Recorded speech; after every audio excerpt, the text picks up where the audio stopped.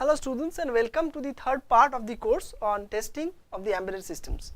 So as we all know that basically we are now looking at the testing paradigm for embedded systems, and in this module we have already seen the lectures on software based fault models, and then we have seen how embedded codes basically are tested using 1149 dot or P1500 standard. Basically what we have emphasized in this part till now is that basically the systems are more complex compared to the gate level design in case of embedded solutions. So how can we have more abstract fault models? And once we have this abstract fault model for the cores, and if there are multiple cores in a system, then how we can use boundary scan based technologies to test them. And in the third lecture on this part is based on dedicated to memory testing. Now what? So we have already seen in the last two lectures of this part that basically we have some cores, right? We have some IP cores within the big embedded hardware, and we have some kind of a boundary scan architecture to access this. But among these cores, some of the cores will be basically memory. All other cores are basically designed for basically like our normal sequential circuits having flip-flops, registers, gates, etc. But few of the cores will be simple memory cores. Okay, and even some of the inside the basic course also we can have some memory module on that part.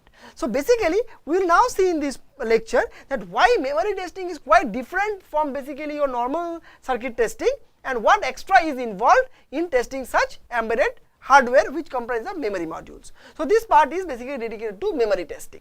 So basically, as I was saying, embedded hardware testing only from the perspective of logic gates and flip-flop. That is what we have seen till now, that all the modules we have seen basically have gates and flops, sequential or combinational circuits.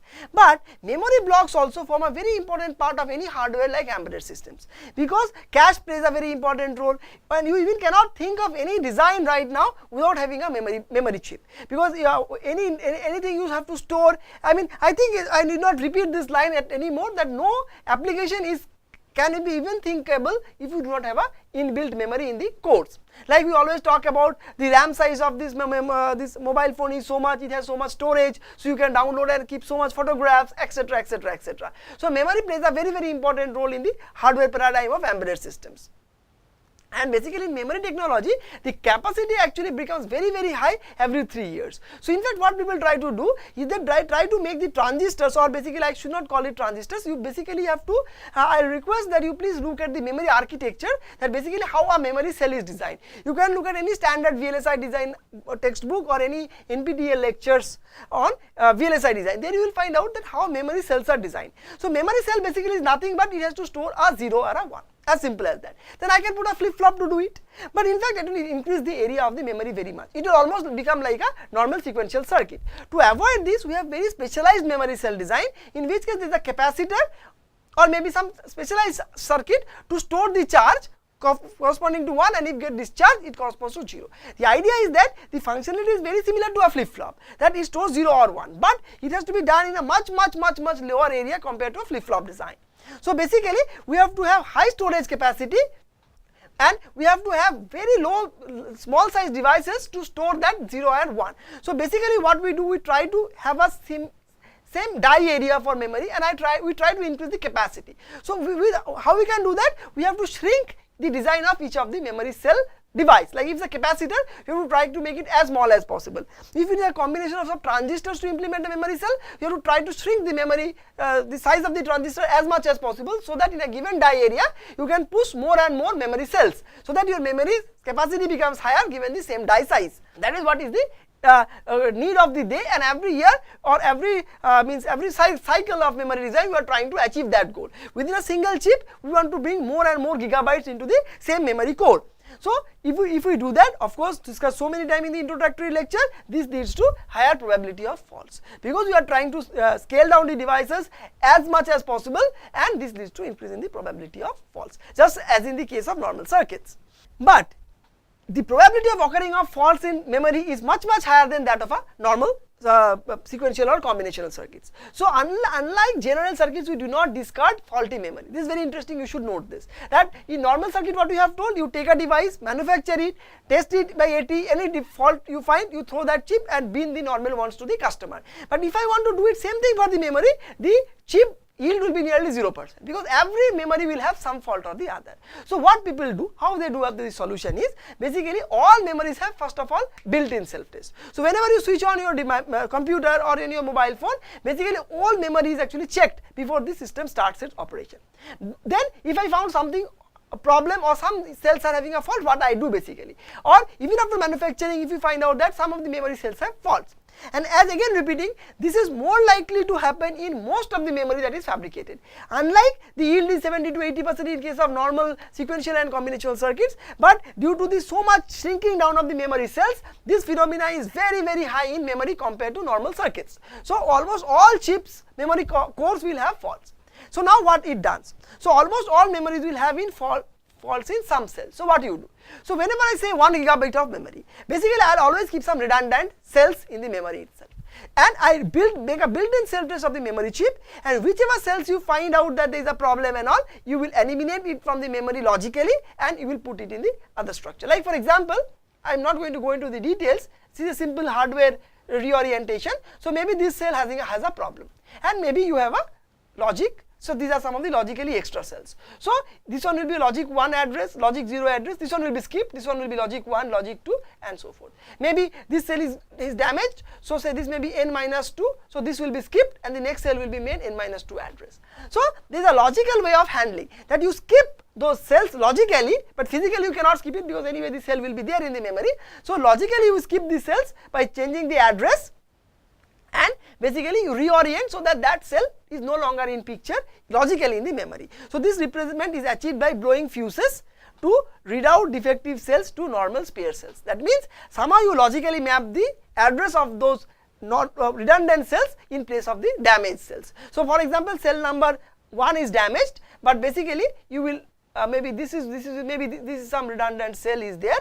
So in this case, if I try to address memory location 1, in fact it will be redirected to which may be memory location 100. So slightly reorientation will be done by blowing up some fuses, so that basically it happens after manufacturing. If you find out something like that, you basically try to reorient this by blowing up fuses, so that your chip typically remains of 1 gigabyte, but some of the memory cells which are already found to be faulty are replaced logically by blowing up these fuses.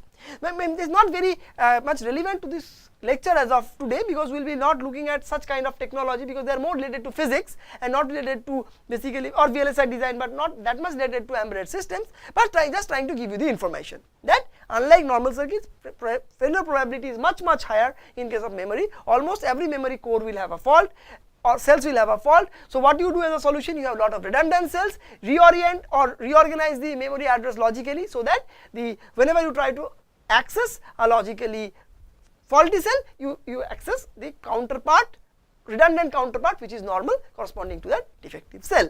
Okay, so now as I told you that the sole functionality of a memory is to store 0 and 1. So I can use a flip-flop to do this, but it would look to very large area. Therefore we have smaller devices, like as I told you, a capacitor, or you can have some orientation of some circuits of transistors which can do that. You have to basically read out some basic materials on memory design in VLSI textbooks. Okay, now so this points basically that the job of a memory cell is just to store 0 and a 1, and basically you just store a 0 and retrieve a 0. You don't have to do anything else, just store, retrieve, and that also you have to do for 0 and 1. So this actually necessitates that there should be new fault models and new test algorithms compared to a normal circuit.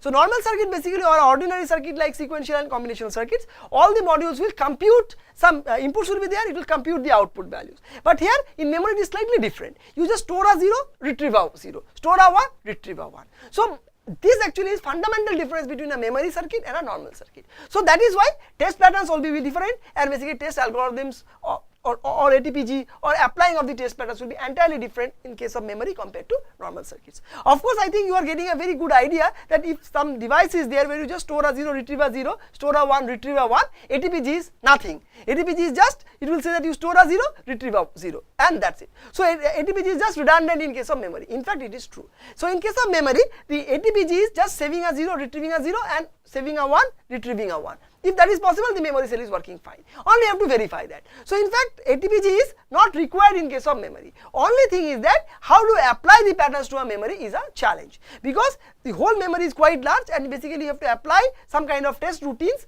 or that is in each cell you have to write a 0 and get back a 0 and 1 and write a 1 and read a 1 from each of the cell. That you have to do it for the entire memory. So it may take some more time. So interestingly, basically as the test pattern is very simple, writing all zeros, getting all zeros, writing all ones and getting all ones, you may not use a ATE to do that. Basically there will be some on-chip hardware to do these solutions, which we will covering up in the next module, which is called built-in self-test. So in built-in self-test, what we do, we put a hardware pattern generator inside the chip and analyzer inside the chip. So this is used for some different purpose, which we will see in the next series of lectures. But for the timing, if I say that a memory has 1 GB size, so you have to apply all zeros to all cells, read back, and for 1 we have to repeat it, it will take long time in the AT. So rather than that, what I can do, I can put a simple counter as a hardware in the circuit, and first it will write all zeros, then it will read all zeros, and it will be done by on-chip hardware, because it is very simple. A simple counter will count from 0 to the memory size, and in the BIST is called built-in self-test lecture, which will be done in the next week basically, or I mean in the forthcoming lectures, we will find out that to generate all patterns from 0 to the power n minus 1 can be done using very small size circuits called linear feedback based shift register, and some different technologies are there, in which case you did not put an explicit counter to generate all these values from 0 to the power n minus 1. But why I am saying 0 to the power n minus 1, basically there will be a memory, and for all the cells like 0, 1, 2, 3, all the address to the power n minus 1, I am assuming that there are basically minus 1, I am assuming that the address bus size is n, so you will write all zeros over here, writing zeros and reading back the 0, then we will write all ones and reading back the ones, then you will basically do that. So in this case, a counter will be there which will count from 0, 1, 2, 3, 4 to the power n minus 1, and again it will may go back reverse. So there is a counter up and a down counter which will address the memory, and each cell you have to write 0, get back 0, write a 1, read back 1. So ATPG is very simple, reading and writing and comparing also very simple. So the on-chip hardware to do this is a very simple circuit. Only the area over it will be because of the counter if the circuit memory size is large. But as we will see in the BIST lecture that you can have very small implementation of circuits are possible, which are called using linear feedback shift registers, in which case I can generate such patterns or count patterns with a very minimal hardware compared to a normal up and down counter. So that built-in self-test circuits are generally used to do the testing. So that is why people will not put a memory chip to a AT and do the test, because going through this and again generating all address and reading 0, writing 1, etc. will take lot of time, which is not required for an AT. It is a much more powerful device. It will give logical patterns, it will analyze it, which are done for normal sequential and combinational circuits. Memory testing is very simple in one case, that the ATPG is very simple. Only problem is that entire memory you have to go through all the cells back and forth and keep on writing 0, reading 0 and so forth. So we do not give an AT, an intelligent machine like AT, we do not employ an intelligent machine like AT to do this dumb job. We basically built an on-chip counter. In fact, I should not call it on counter, basically it's LFSR kind of a register whose area is very small compared to a normal up and down counter. So because they are on-chip hardware, because AT means it's a separate device, you connect it to the chip and test it. But in case of on-chip hardware means along with the memory, you should have this counter on-chip fabricated. So I cannot have a very high area overhead for that.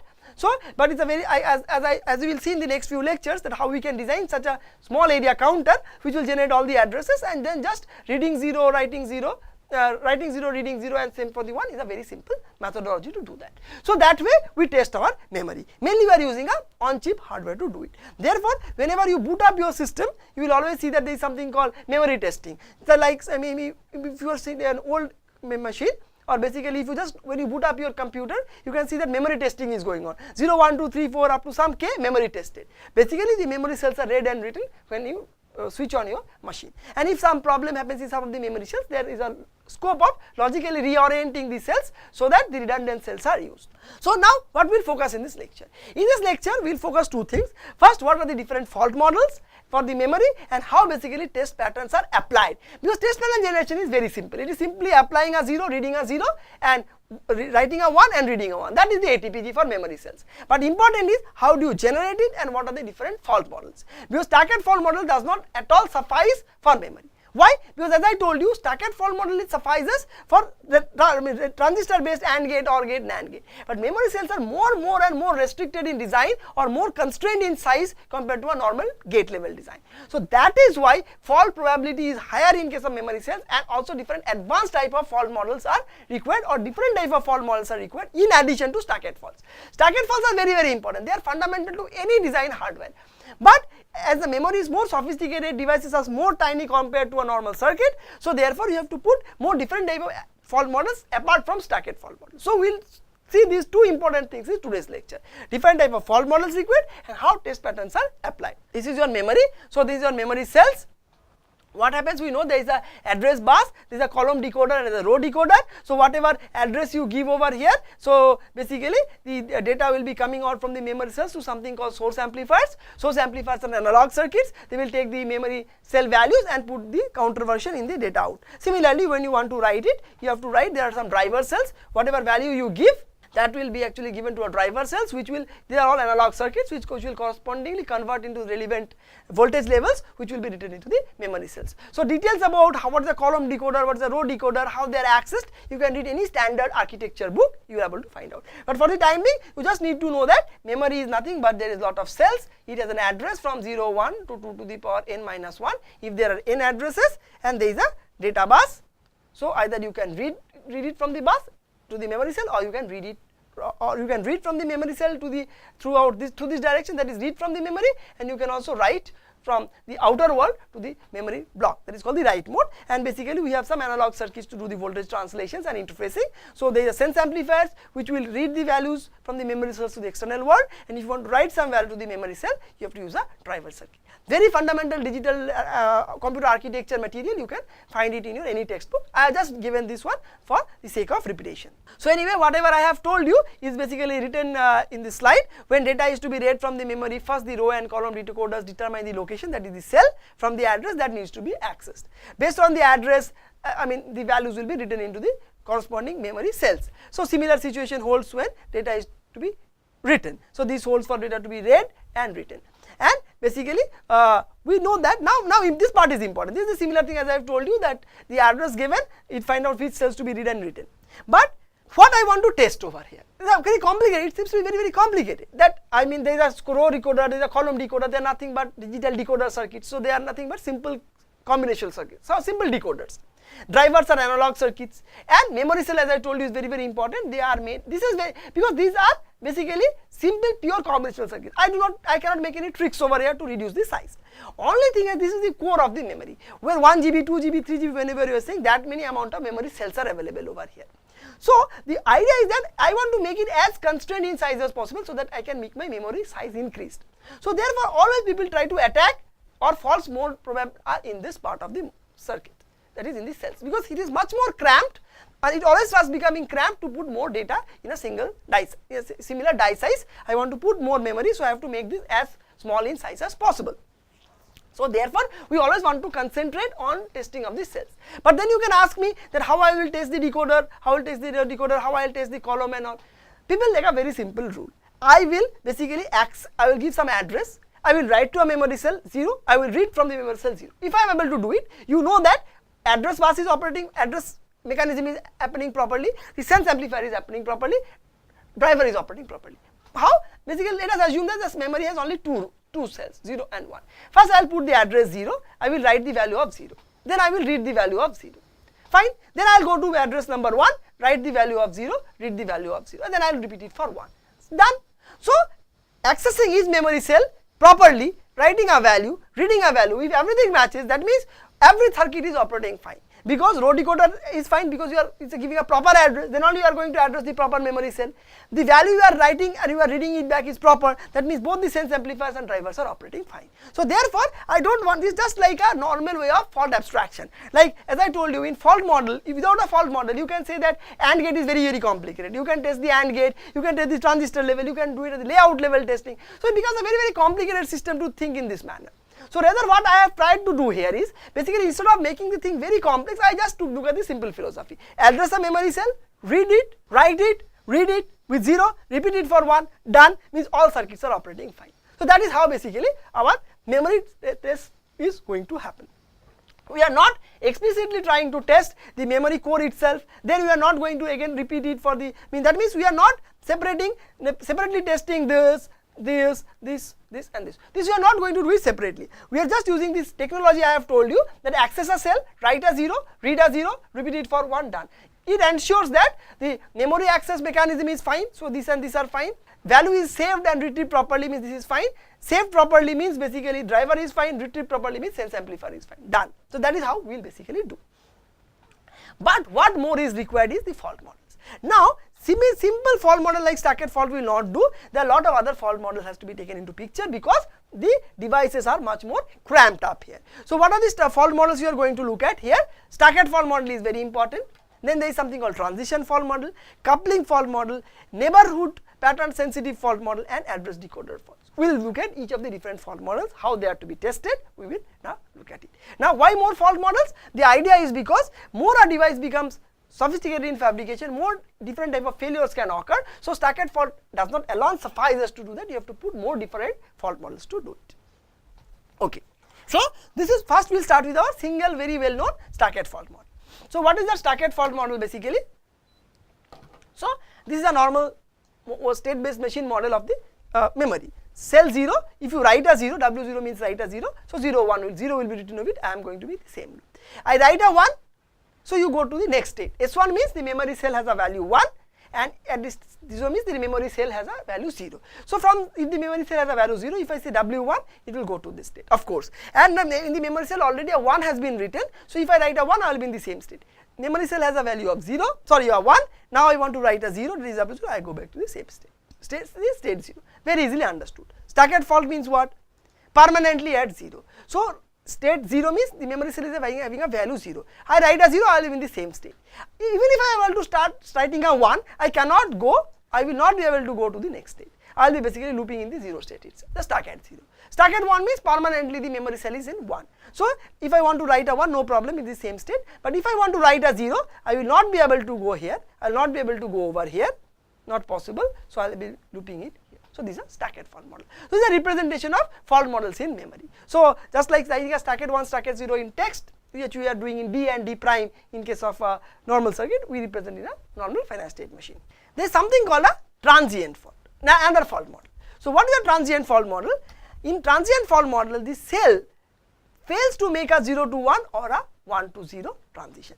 That is, it says that it is represented something like this. It is a transient fault. That means, what is this? I want to make a 1. From 0 to 1 I want to go, but it remains as a 0. This is called a up transition error. This is a down transition error, that I want to make a transition from 0 to 1, sorry, from 1 to 0, but still it remains at 0. Now you can ask me, basically then it is very similar like this one. You want to go from 0 to 1, it remains at 0. It's a stacked fault, right? So this is what has been done. So basically it's at 0, if I want to write a 1, you are going to be at 1. So this part is stacked fault, but it is slightly different from the stacked fault as of. So if you are just think that your memory cell at the startup or at the point when the failure has occurred is in the state 0. And then basically if I want to make it to 1, basically then this will not happen, it will be remaining in this. It is very similar to stacked 0 fault at that time. But say for example, the memory cell is in state 1 when the fault has occurred. In this case basically what happened, when I want to write a 0, you will be coming over here and then only the phenomena will be effective. But stacked 0 means you cannot at all go to a state like this. So there is a slight difference in the fault model. Means as we will see in the next few lectures, that different type of fault models have different impacts basically. So stacked fault model means at no point of time the memory could have gone from 0 to, with the stacked 0 means at no point of time it can go to 1. But in case of a transient fault means, transient fault in the sense in like this one, from 0 to 1 transient, basically if you are going from 0 to 1, it is not possible. So it will remain here, simply to stacked 0 fault. But basically if it was at 1, so it is possible that it can be at 1 at startup, but stacked 0 means it can never be at 1. But in case of a transient fault, it can be at 1. But once it goes from here to here, again transition from 0 to 1 is not possible. And the dual will happen for a down transient fault. So actually transition fault is very similar to stacked fault, but only thing is that stacked fault means permanently it will be in either this state or this state. But in case of a transient fault, initially it can be in state, but when it comes to this state, it will be locked in state 0. That means this is the only thing difference. This is actually a, sorry, This is actually a stuck at 0 condition. But this is the extra part in case of transient fault. So once it comes here, it will be remaining as a stuck at fault. So these two fault models are quite similar with a slight difference as I have shown over here. Similarly, if you can like it will be a dual, means you can very easily yourself as a homework try for what will be this type of a fault. That initially it will be 1. If it goes to 0, it will never be there. It will be stuck at 1. So it is a stuck at 1 at this case, but not permanently. That means in fact, just like stuck at fault means basically again repeating, it will be permanently in this state. But transient means what? It can be in this state which is not actually stuck at 0 now, but once it comes in this state, it will become a stuck at 0, and the phenomena will be very similar from then. But I think you can easily understand the slight difference between stuck at and transient fault model. Now very important are actually coupling faults. So this stuck at 0 and transient faults are some kind of older fault models in case of memory. More important fault models in case of memory are coupling faults. So what is a coupling fault? Coupling fault may basically because of the cells are quite near to each other. So the memory, if you look at, the cells are like this. These cells are like this, row 1, row 2, and these are the memory cells. We call it word length. So these are very close. These cells are very close to each other. So therefore, one cell having a value of 1 will have an impact on the other cell having a value 0. Just like maybe this has a value of 1, this has a 0. So let me just take a different example. So coupling means one neighbor, as all the neighbors are very near to each other, they have a habit of influencing the neighbor cells. Like for example, if I have a memory cell like this, maybe these all are having zeros. And this poor guy is having a 1. So what it can happen, all the other neighbors can pull it to 0. That is from 1, it can pull it to 0. That is a coupling effect. So all the neighborhood actually try to have an impact on this. So that is actually called a coupling effect. So exact examples we will take. So but that is the gist, that basically in a memory everything is very much nearby, all the cells are close. So different nearby cells try to have a coupling or have a collusion effect in this case. So now if you can say what is the number of such cases? Huge. So if we assume that 2 cells can collude, so it will be NC2. We can say 3 cells may collude, NC3. 4 cells can collude, NC4. So it's a extraordinary number of faults can be possible. So therefore, handling that is impossible, that many number of faults. Again, we always sometimes go for a compromise at a little cost of test penalty. So we assume that the coupling can be 2, and that also by nearby cells. So basically what, that any 2 cells can have a coupling effect, but of course a memory cell here and a memory cell here cannot have a coupling. So you define a neighborhood, and in that neighborhood any 2 neighboring cells can have a coupling. So that is what is the idea. So there are 2 types of coupling faults, basically inversion coupling fault and idempotent coupling fault, as we will see. So inversion coupling fault. So there are 2 memory cells. So one memory cell let me call as I, and another neighboring memory cell I am calling it J. So in a 2, and we will take only 2 at a time. So what it is saying, in an inversion coupling fault, 2 cells say I and J, right, a transition from 0 to 1 or 1 to 0. That means in the memory cell J, either a transition happens like this or a transition happens like this, causes an unwanted transition here. So here you are making either 0 to 1 or 1 to 0, will make a undesired transition here. These are all undesired. So this is actually having an impact on this. In memory cell J, you are making an up transition or down transition, but unnecessarily a transition actually happening over here. This is making an unnecessary transition over here. So cell I is unnecessarily having a problem because there is a transition at J. So therefore the terminology is called as, I is called the coupled cell, where the fault occurs, who is the victim, and J is the coupling cell. This is actually the coupling cell. So in the coupling cell, some kind of transition has happened, and actually it leads to a unnecessary transition. This is a desired transition. So unnecessarily some transitions are happening in the coupled cell. So coupled cell is the victim cell. So there are 2 types of such kind of faults. So one case is that, so basically a 0 to 1 transition in the cell J, that is the coupling cell, will lead to a change in the cell I, and one is the falling coupling cell, in which case the cell J, there is a 0 to 1 cell in J, and actually it affects it. Very simple, 2 cells are there. One is that you make a rising transition, this cell will be disturbed, and in cell J you make a down transition, this cell will be disturbed. So these are the 2 models. Again I am going to look at the state diagram because we represent it. So this is a normal system. So what is a normal system? We are having 2 cells. this is for cell I, this first bit is for I and this is for j. So 0 S00 means I equal to 0, j equal to 0. So if I write I equal to 0, j equal to 0, both I am writing 0, self loop. If I go from here to here, what I write? W equal to 1 at j. So j will be becoming 1. So here, from here to here, what is that? I am writing 0 at the level of j. So I am going over there. Similarly, you can explain the whole diagram. Like for example, S10 means I equal to 1, j equal to 0. So I write a 1 at I, so I come over. Very easily you can understand the diagram. So it's a two cell system and this is the normal, basically normal state flow diagram. Now I'll take a fault example and you can understand. So this is a fault cell.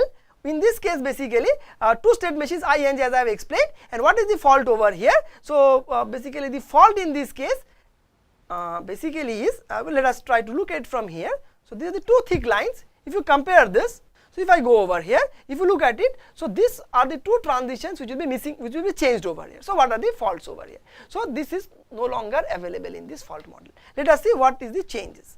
So in this case you see, I want to write a W1, in this case if you look at, I want to write 1 at j. So I am writing a 1 at j, so it is writing a 1 at j. So that means what? At j I am making a up transition, because you are changing this 0, sorry, you are changing this 0 to this 1. So I should have a transition like this, sorry.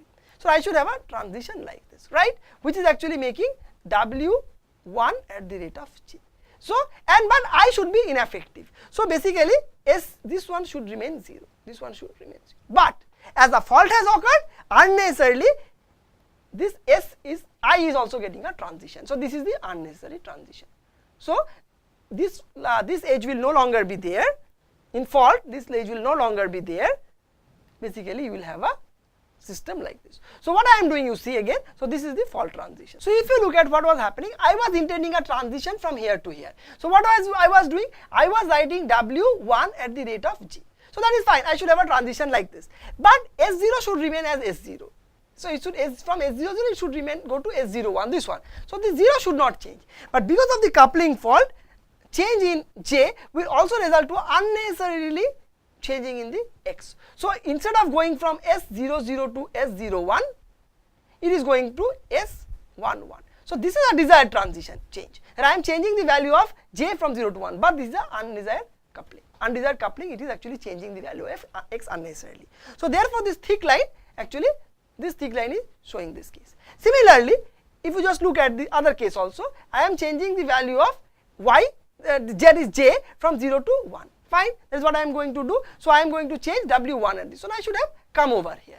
That is, I am changing the value of j to 0 to 1, and S1 should remain as S1, because I am not going to change. The cell I is having the value of 1. I am not going to change it. But again, due to a fault, what happening basically, I am writing something like this.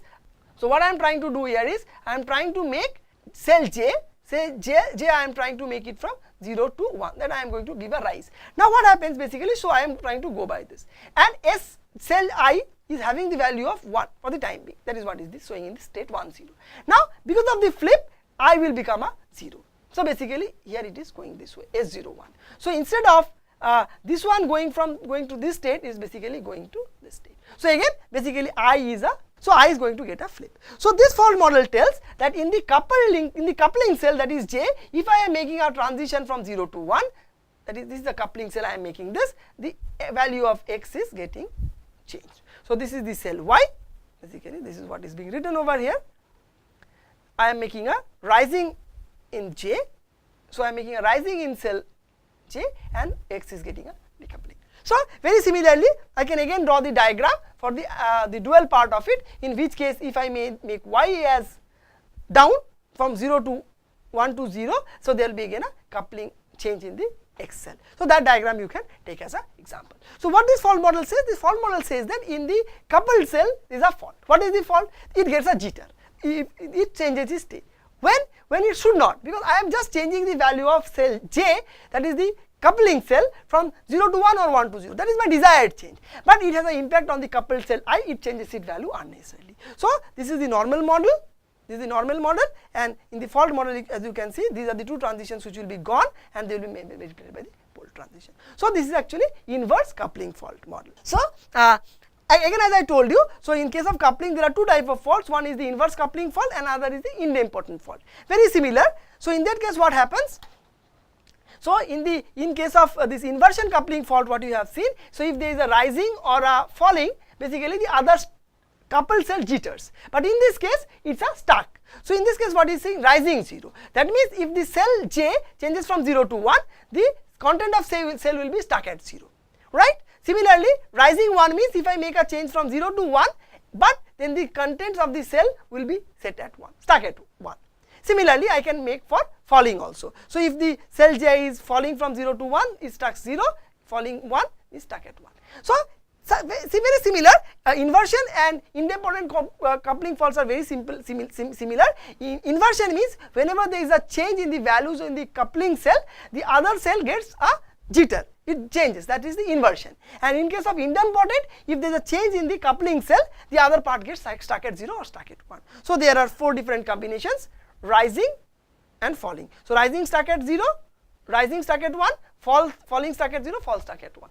So in fact that is what, cell J is there and cell I is there. So if I am making a rising at cell J, this one will become stuck at 0, this corresponds to this. And if I make a rising at the cell 0, if it becomes stuck at 1, it will be stuck at 1, rising stuck at rising 1. Similarly, I can also repeat the same thing for basically a falling 1. So that's it, there is another kind of a fault model. So again, if you look at it, so that is actually one type of this, again explains basically another type of idempotent fault model, in which case if you look at this bold arrow, it represents a failure. So in this case what happens, I am trying to basically write this one from 0 to 1, that is the last bit. If you look like, that is J cell, I am trying to make it from 0 to 1, but what happens basically, the cell X becomes stuck at 1. So in fact this is basically rising 1, this is the idempotent rising 1 fault. So in this case I am changing this one from 0 to 1, so this cell I becomes stuck at 1, right? But in this case if you see, basically another cell, if I am trying to, if you look at this one, so in this case what I am trying to do, I am again taking a rising value from 0 to 1, but in this case unlike the inversion fault, we do not have a fault transition like this. In this case it still remains the same because it's a stuck at 1, so it remains stuck at 1. That is what I am trying to say, is that if you look at this this inversion coupling fault, this fault is reflected by this transition as well as by this transition. But in case of an idempotent fault, only one such fault effect is there, because what is the difference? Because in case of idempotent fault, idempotent rising fault, the state the cell I is having a stuck at fault. So therefore that is reflected by this. But in case of an inverse coupling fault, there will be a jitter. So jitter means if it is a 0, it will become 1 and vice versa. So if the basically if in this diagram, basically if it becomes a inversion coupling fault, so this row will actually go over here as reflected in this slide. But in this case that is it's the idempotent fault, not the basically your inversion fault. So there is only, that means there is only one transition which will capture the fault. I just very simple, just look at the slides, it will actually clear out all the facts. So basically what I am trying to show here is that there are different type of fault models which has been proposed to look at memory faults. Like as I told you, stuck-at is the very basic one. It is not going to suffice all the faults even in case of a normal combinational circuit if the designs are more sophisticated. We will even in the next module we will have dedicated lectures on that. In case of memory, basically the memory cells are so congested and coupled with near to each other, so the problem is more difficult. So apart from stuck-at faults, different types of fault models are coming into picture, like as I told you, stuck-at faults, idempotent faults, coupling faults, and few more we are going to look at. The fault models may be very correlated to each other, but more number of fault models means more number of different test patterns will be there, and the circuits will be, or the memory will be tested more rigorously. Another important one is the bridging fault. Again very similar. One thing I should tell you is that as the memory faults are very much coupled with each other, so two cells like I and J, we are always concerned about neighboring cells. Memory testing is more and more related to neighboring cells. Two cells near to each other having a coupling effect. So we have to see what are the different type of coupling effects possible, and most fault models are based on this theory. So one we have seen is, this one we have seen in idempotent and inversion. So here it is logical bridging fault. Bridging fault means basically these two cells will have a AND effect, or they can have a OR effect. Like for example, if you are writing a 0 over here and a 1 over here, and if the fault is a OR fault, so this one will actually make this one as a 1. Similarly, if this is a, if I write a 1 and a 0 over here, and if it is a AND bridging fault, so this one will become a 0. So that means two cells I and j having a bridging fault means there will be AND logic or logic will come into picture. If the AND logic means if both of them are 0 means if the AND logic means basically both of the same in bridging faults, basically I should tell you that both of the cells we are going to have the same value. Now what same value? Depending on the basically the logical AND or fault which you are considering. Like in bridging fault, if both of them are 0 0 or 1 1, there is no effect. But AND fault means basically like 1 1, there is no change, 0 0 also no change. But if it is a 0 and it's a 1 and it's AND fault means this will also become a 0. Similarly vice versa. Like but it's a OR gate or coupling fault is there, or bridging fault is there means if it is 0 1 means this guy will make it 1. Similarly basically if it's something like that is 1 and a 0, or coupling fault means this one also make as a 1 by virtue of this. Again repeating, bridging fault in case of memory means both the cells will have a same fault. What will be the value of the value will be depending on this one and the logical operator. So that is basically very simple. So these are the 4 cases possible written in this manner. 0 0 0 0, 1 1 1 1, no problem. Only problem is with this 0 1 0, this is AND bridging, 1 0 0 0, these are actually AND bridging fault example. In case of OR bridging fault, it will be very simple like 1 1 and this one will be again 1 1. So that is a AND bridging fault. So both of them will have a same value. So this is what is the OR bridging fault case as I was discussing. So these are the 4 cases of a OR bridging fault. It's a very simple one. Now very important is very important. Now actually we are discussing the fault models in a very pedagogical manner, that what happened after another. Then people try to find out that not only 2 neighboring cells, which I and j, so only 2. But basically if you look at like this is what is a memory, I take a figure that is bad. This is what is a memory cell look like. So IJ model means you are going to take this I, this j, means pairwise, right? We are taking pairwise. Like this is I, j. Similarly again this 2 will be a pair, this 2 will be a pair. So all pairwise window we are considering. Then people found out that this is actually becoming more non-realistic, because neighboring means something like this. This is a cell, these are this neighbor, or more sophisticatedly this is a cell and these are basically the neighbors. So we in case of this pairing cells, what we do is that we take 2 pair, because 3 pair, 4 pair, 5 pairs are very complicated in nature, very difficult to do. But still people have found out that if you just take the NC2 combinations and moving window of 2 2, the fault models may not be very accurate. That means there can be a lot of defects which may go undetected. So people thought of proposing something like a real neighborhood. So this one type of a neighborhood, that is this is the cell number 2 which is under test, 1 2 3 4 and 0 0 1 2 3 4. So basically this 2 is under test. So this is one sort of neighborhood. This is called type 1 neighborhood. Type 2 neighborhood slightly more complicated, like 0 1 2 then 3 then 0 1 2 3 4 5 6 7 8. This is the numbering. Basically these are the neighboring cells and this is basically the cell under test. So this, as you can easily understand that coupling faults at this model will be more realistic, because all these neighboring cells is going to have a cell on this. And this will be a moving window. Means we will first have something like this, then we will be having something like this, will be a moving window kind of a picture.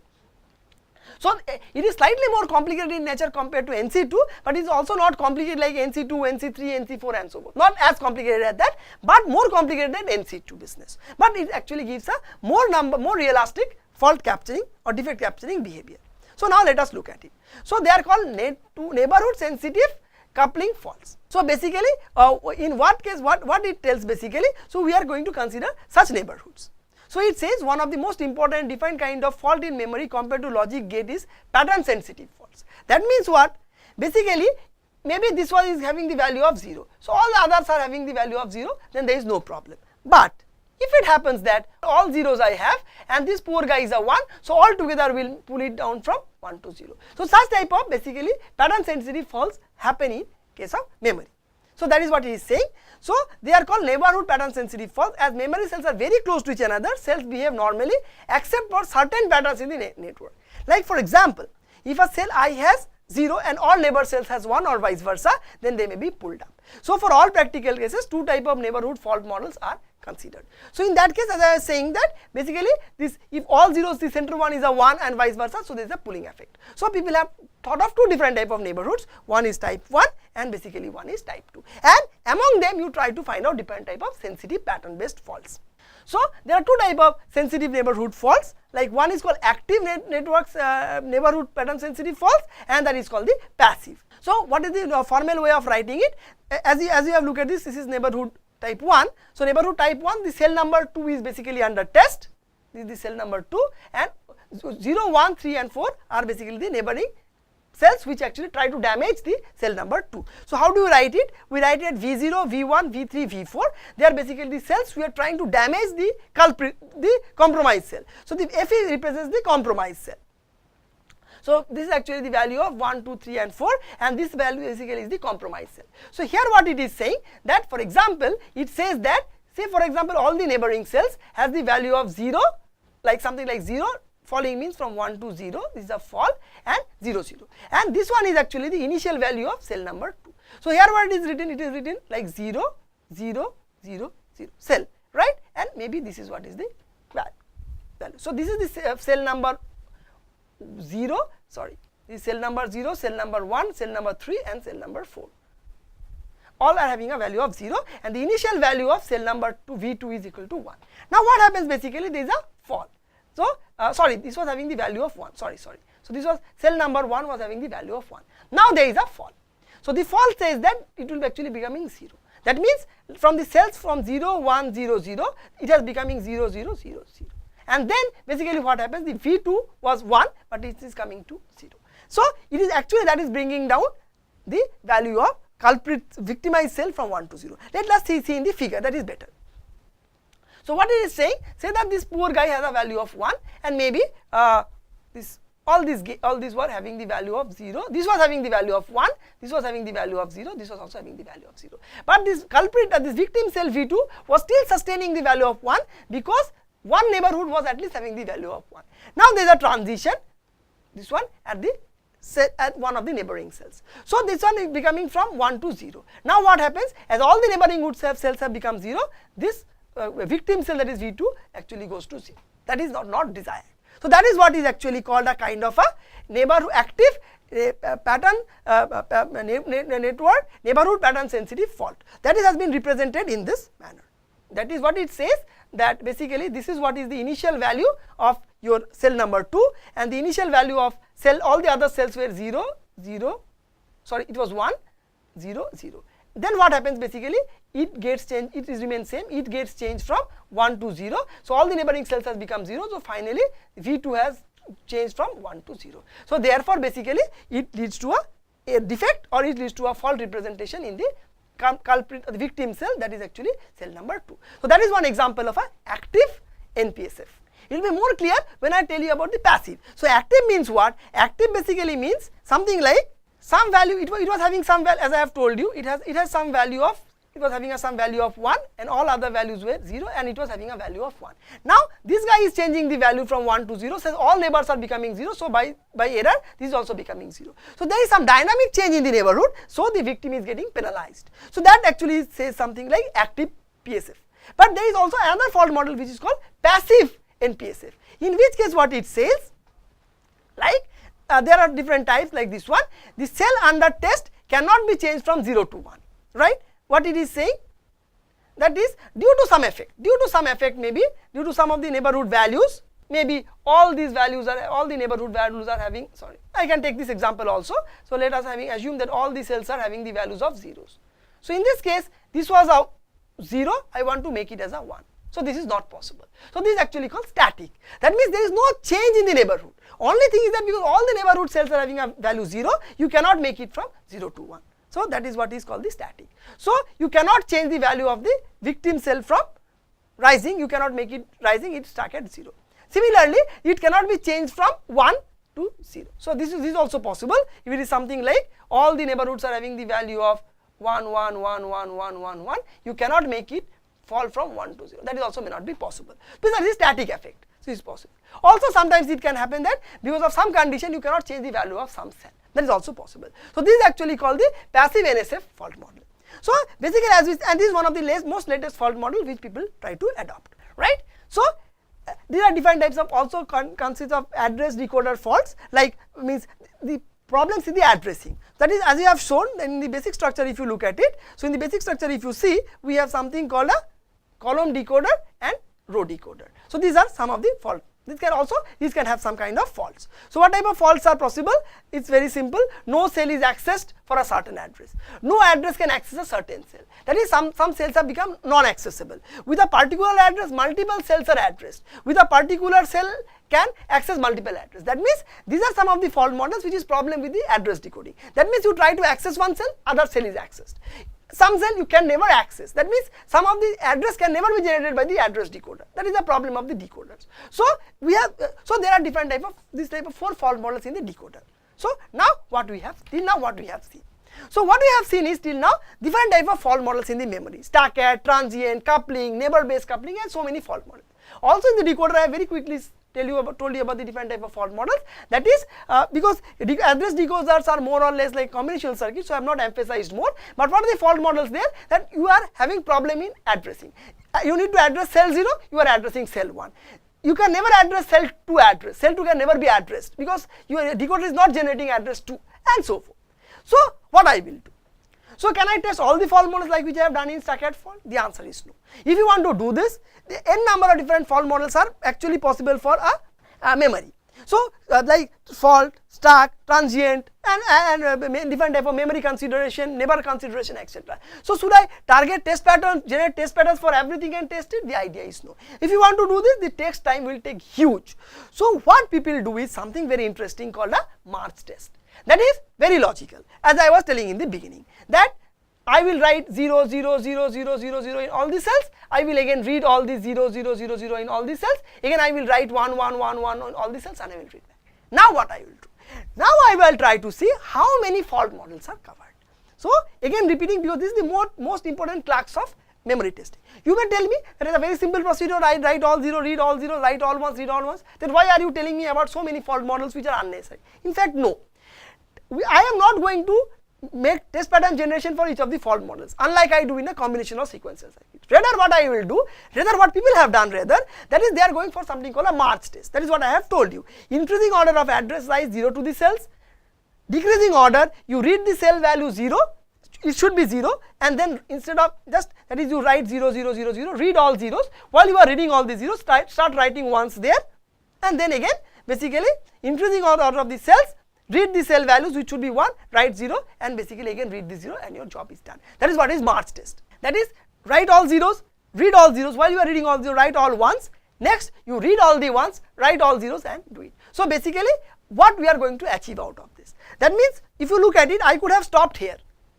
So what would I stopped over here? That is actually I am writing 0, 0, 0, 0, 0, reading all zeros. And basically after reading the 0 I am making it 1, again reading this 0 I am making it as a 1, 1, 1, 1, and then after that I could have read all ones and my job would have been done. But again I am not doing it, I am making another more step. Basically again when I am reading the 1, again I am writing 0 and doing it. Why? Basically these 2 steps will also help me to study for the transient fault, as we will see. So the idea is that March test is very simple, these 4 steps. Write all zeros, read all zeros, at a time write 1, again read all ones, write all zeros, read back all these zeros. This is March test. Now people have shown that this test, basically this March test covers most of the important fault models. That is what is the idea. So fault models were found out by a different set of engineers, March test was found by a different set of engineers. People have found out that March test cover most of these important fault models. That is why both of these things are very important and we should study both of them together, because it is not like in a circuit. What we would have done, we would have found out all the fault models, then we have done the ATPG for all the different fault models and studied the coverage. In case of memory, we are doing it the other way around.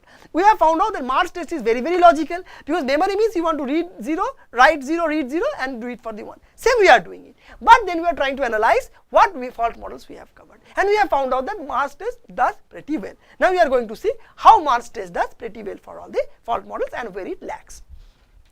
So this is the first slide on the March test. So 10 memory locations, all are having initially 0. So initially I will go in this direction, increasing order of address, and I will write all zeros over here. Then basically what I will do, I will read all the ones, read all the 0. That means from here I will start reading zeros.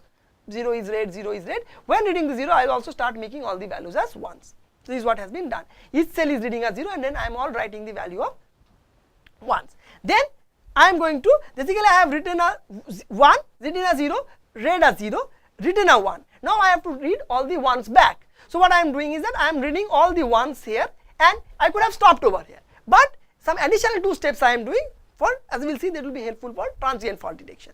So what I am doing is that 1 already I am reading over here, and just after reading a 1, now I am going to make it a 0 simultaneously. So basically again repeating, so all zeros are read, written with 1s, right, reading all the 1s and writing back all the zeros, and again reading back all the zeros and done. In the 4th step I am not going to write any values. It is done means my March test is complete.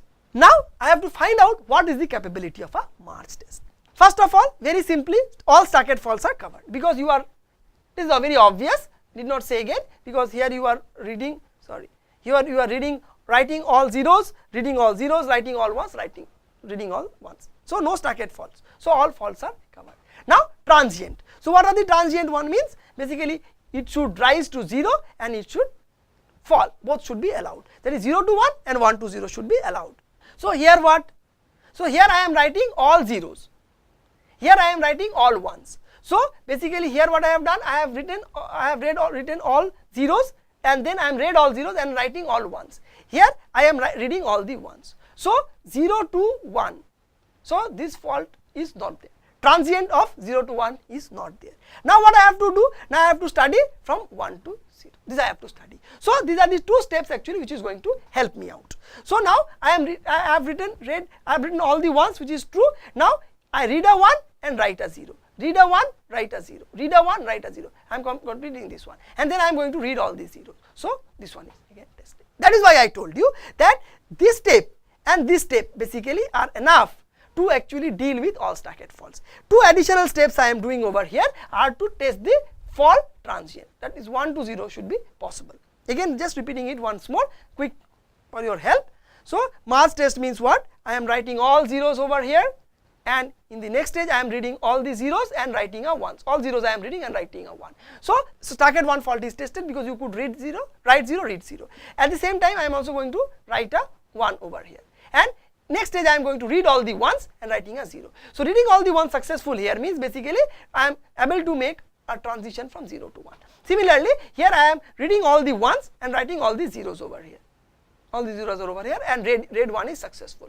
Now from here I am going to read all the zeros successfully. That means basically from 1 to 0 also is possible. So these 2 are testing the 1 to 0 transition. These 2 are from 1 to 0 transition, sorry. 1 to 0 transition is all tested by these 2 facts, and other facts are testing from 0 to 1.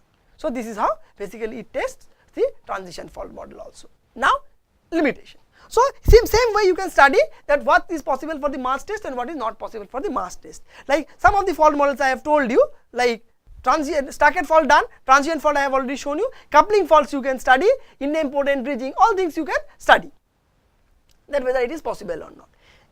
But I will give you an example of a coupling fault. That some of the faults of course is not possible in March test. You have to slightly tweak March test. So March test was the fundamental test pattern for testing testing your memory fault models. People have found out that most of the fault models are covered, but for some of the fault models slight tweaking of the this March test will be required. I will give you an example, because if I elaborate too much on the March, because March test was the beginning of the ATPG for memory. After that lot of events have happened. So those things are not possible to cover in a single lecture.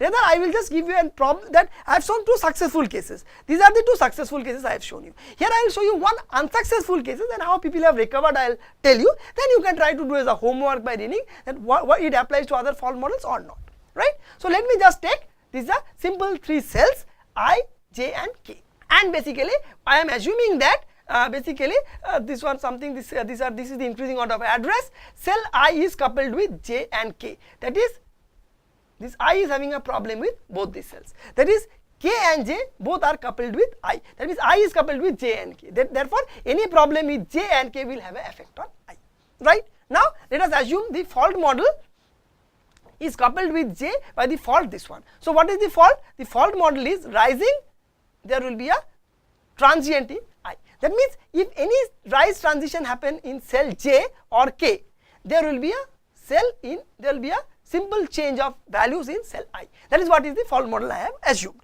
and I will show that this is not possible to be detected. Again repeating, the fault model is any rise in the coupling cells like I, J and K will lead to a transient in the coupled cell I. That is any rise in K or J, 0 to 1 will make a flip of the values in cell I.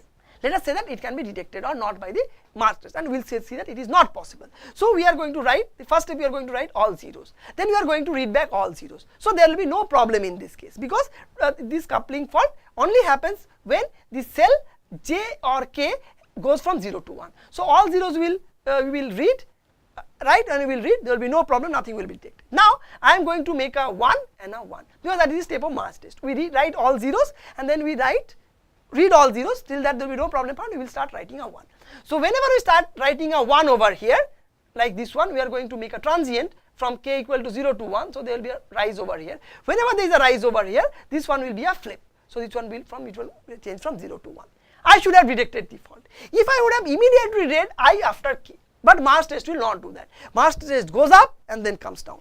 Then again it is going to repeat it same for the j. So it is again going to read a 0, fine, it is going to read a 0, very good, and it will make a 1. That is what is the mask test. So again a rise in j cell is happening. It is again coupled with I. So again there will be a flip in the cell I. So again there will be a flip from 1 to 0. So again it is going to hit a 0. So when you are going to read I, you are going to find out that I is having a 0, so there is no problem. But in fact the fault was there, but it got masked. Why it got masked? Because this cell is coupling with this, as well as this cell is having a coupling effect with this. So once this fault made it go from 0 to 1, and this fault actually made it go from again 1 to 0, then the fault is not detected. So this is one example which shows that mask test cannot cover all coupling faults. Then how I can do it?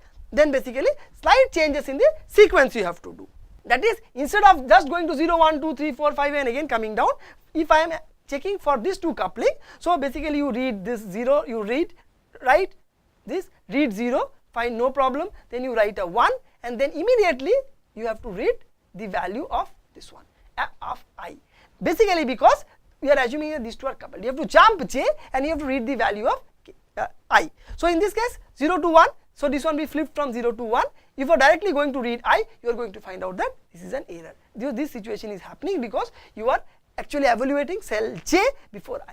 So by slightly changing the order of applying the patterns in mask test, you can detect coupling faults. So this is what is written in the slide, you can read over it. But what the gist I am going to try to tell is that this kind of mask test mostly detects most of the fault, but few stray cases of the fault models I have discussed may not be covered by mask test. But with slightly changing the pattern or the sequence of the cells to be applied in the pattern, we can test most of the fault models. So therefore, mask test or modified versions of mask test are the de facto standard of testing memories. So that part is an assignment for you, that you take all other fault models, find out what is possible by normal mask test, what is not possible, and you may look at advanced papers that how people have modified mask test to cover this model, other faults model. Again, some example actually I have given you for coupling fault. So there are different type of, you can find out that inverting rising coupling faults, inverting fault coupling fault, idempotent rising, idempotent zero, that all can be detected by mask test, right? So many, I will just take one example and I will show you. So all type of fault models in these slides have been shown how they can be detected by the mask test. Only thing is that if cell I and j are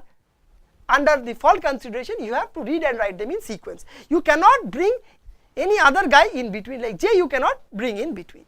Like for example, it shows that the rising coupling fault between cells I and j, and there is a flip. So this is what was saying. There is a rising coupling fault. If there is a rise from here to here, the x is going to be coupled. So in this case, what you can do, you have to first examine cell j, and then basically you have to examine cell I.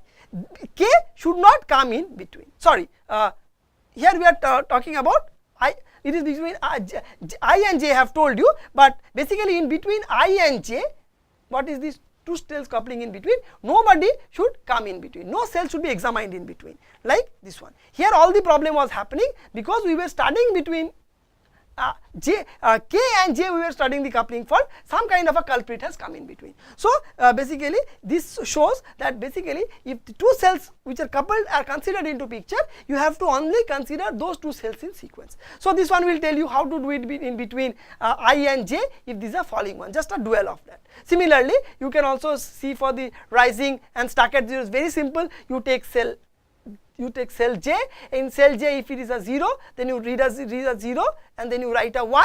So in that case it will be I. Immediately you read cell basically I, which was written with 0, you have to get back the value of 0. In this case, basically again let us do it in steps, that is better rather than making it a bit abstract. So what is saying, cell j is to be written with 0 and read back. So this is cell j, this is cell I. So you are reading a 0 and reading it back, no problem. Cell I is to be written with 1, this I am doing. Then basically cell j is to be written with a 1, you are reading it fine, you are reading it a 1, so it's a rise. So if it's a rise and the fault is basically stuck at 0 for I, again you have to read it back. If it's still remaining as a 1, your fault is detected. Similarly, all the cases I have shown in these 2 slides. Very simple idea.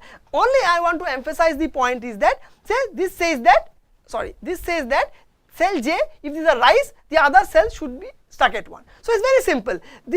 You go to cell j, make it as a rise transition, and in the cell I, you make a value of 1, sorry, you make a value of 0 because this corresponds to stuck at 1. Just see that the 0 value remains, it does not go to 1. So it's very simple. Transient, you give the effect in the cell j, victim cell you go and read that whether the stuck at fault or the whatever fault effect is not present there. That is the only thing you have to do. But only thing is that j and I should be done in sequence. No other cell can come into between, because if other cell comes into between like this one, there can be masking effect. But then you can tell me that it's very simple. Similarly, you can also check for the bridging faults. So bridging faults also very simple. You have to apply 1 0 or 0 1 in the cells and see that the values are there. That is, you apply in I and j if they are having some bridging faults. So you have to apply a 1, read a 1, write a 0, read a 0. Then you can find that if it is the AND fault, this one will also become a 0. So very simply you can test these faults, very logical. Yeah, I mean I should not spend more time on that. But only thing I am going to emphasize is that I and j should be taken into together. You cannot put anything in between, then there may be a problem. But then actually the test pattern, what I want to emphasize here is that then test pattern application will be very complicated, because March test is very simple. 0, 1, 2, 3, 4, 5, you come down and go this way. So this way test pattern application, the counter designed by LFSR becomes very simple. But if I have to say that I and j, so many combinations of I and j will be there. 1, 2, 1, 3, 1, 7, 1, 6, 2, 1, 2, 3. So all these combination sequence has to be generated in patterns. Then actually it will make the test pattern application time more complicated. Like 1, 2, 1, 3, 1, 4, so forth. Then it will be 2, 3. Then 2, 4. So you can understand that now I have to apply the value in a predetermined sequence. It cannot be like 0 to n, come back and go forth. So this specific patterns has to be generated by the by the addressing mechanism for the test. So I have to access cell 1, then cell 2, then 1, 3, then all the specific patterns has to be generated by the counter which actually generates the memory address. So that will actually make the hardware area overhead will be higher. So and in fact that is the truth. You cannot make a magic and simplify that.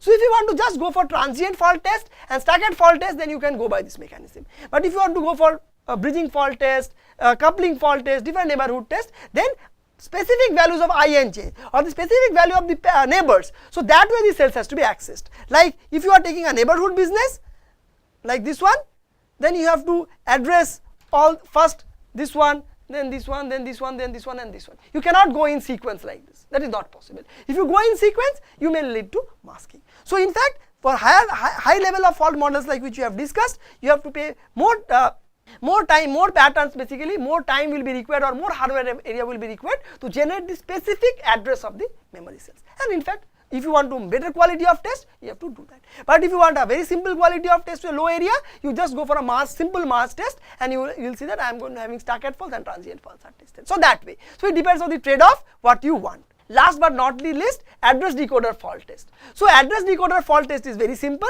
Just what you have to do is that you have to find out whether the addresses are properly generated or not.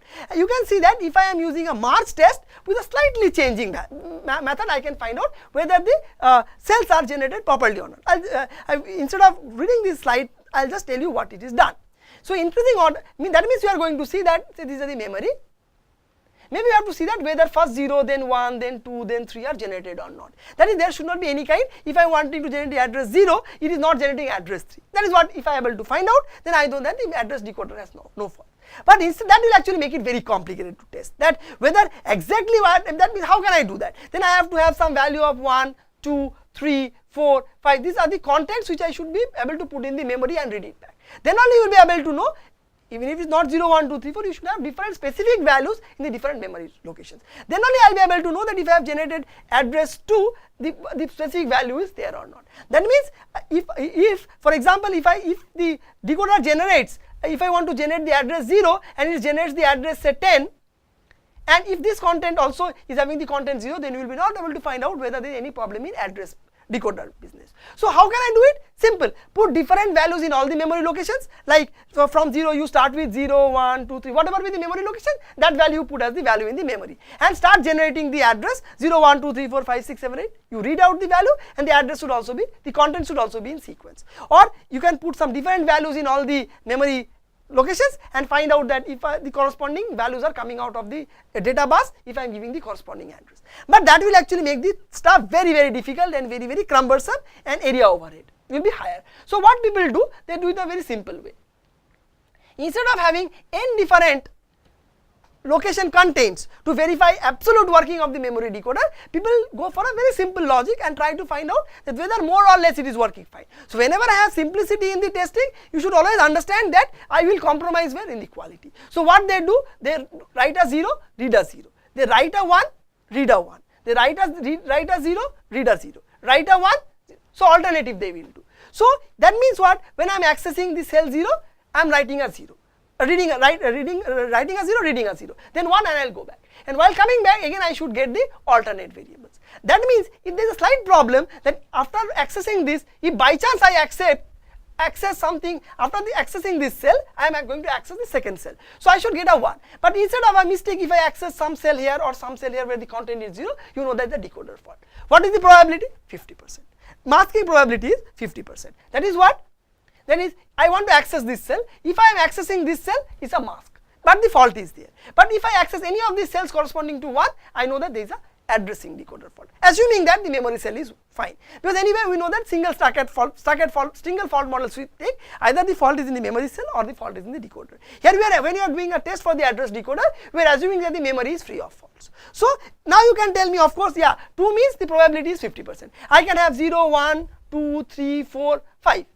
So the probability will be 1/5 that way. So means if I am accessing this, I should again I will start from 0 mod 5, 1, 2, 0, 1, 2, 3, 4 like that. So if I want to access the cell 0, I should get a value 0, 1, 2. If there is a problem, instead of 2, if I am going to get a 5, I know that is an error. But again I am repeating the values. So 0, 1, 2, 3, again if I am getting the value of mapping is 2, but here also there is a possibility of mod value. So 2 it will be error will be marked. Very simple. But instead of having all this mod and making it complicated, people just have binary values because we want to map everything to Mars test. So Mars test, instead of putting all zeros and all ones and reading in sequence, people do it in the 0, 1, 0, 1, 0, 1. So basically I should get alternate values. So if I am getting the alternate values, I am more or less 50% assured that there is no problem in the address decoding.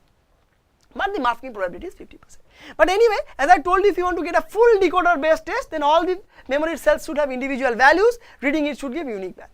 Again, it will be more area overhead and all these things will come up. So this is what is the, and again as I told you, Mars test people have found out to be having good coverage for most of the fault models. So people apply Mars test and then try to see what is possible and what is not possible. Slightly modified Mars test like this, you can find out 50% detection probability will there for the address decoder.